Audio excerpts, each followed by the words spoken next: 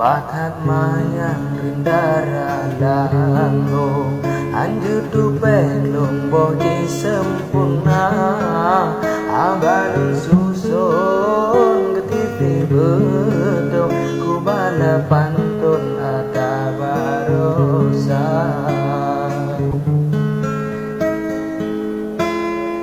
Abalun gasajit menopandon Wahai abang lun maklumi saja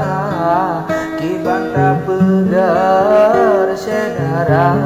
lun Nyambai pantun kali keluar Kibanta pegar sedara lun Nyambai pantun kali keluar Betucut abang dalam pantun Tetapi dilon bacut kecewa Alun pesalah ketipi bedong Rakan mepantun hajat mulia Hanalun tudong ke abang bedong Jidipi pakung bakarang haba Tapi ku tanya syarat dari lon Tasimah pantun memeho kata Tapi ku tanya syarat dari lon Tasimah pantun memeho kata Belah bulan dalam sabondon Dua gebang lon nyan puro raya Dua gelepah di dalam pantun Kisah kebedong di teuluan Datane bangga daerah gampung Nepegah bedong di teledonya Barolun tanyang baurung ambon Wanyantan mepong di tupan anak Barolun tanyang baurung ambon Wanyantan mepong di tupan anak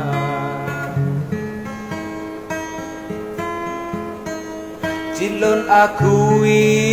daerah bedong Lam gunung langgong permata raya Jinotan lena lagi dilepon Rasikan bedong di bau luar Tinggai digata aso kecubong Aso dipancung le awak Cina Telatat jaga mandung kahom lon Nyanggio bedong tinggai cerita Telatat jaga mandung kahom lon Nyanggio bedong katinggai nama Pilih pasing meriti aron Ayon di ayon angin pedoda Nyoke belanja jika sebulun Pengalaman pun yang ulun minta Karena belanja kena ulun keren Menan lampantun haba pergi sah Kepudak lepeng wairakan lun Menyo di gampung mepuda-puda Kepudak lepeng wairakan lun Menyo di gampung mepuda-puda Kutu gaya hudet di gampong Jip kupi pancong sok luwe pasya Menan cerita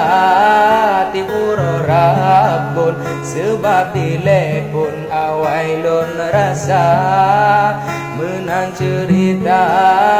timur rabon Sebab dilepon awai lon terasa.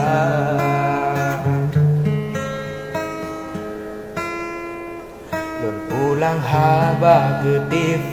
gedung, pantun dan sambungnya yang kedua. Begana baca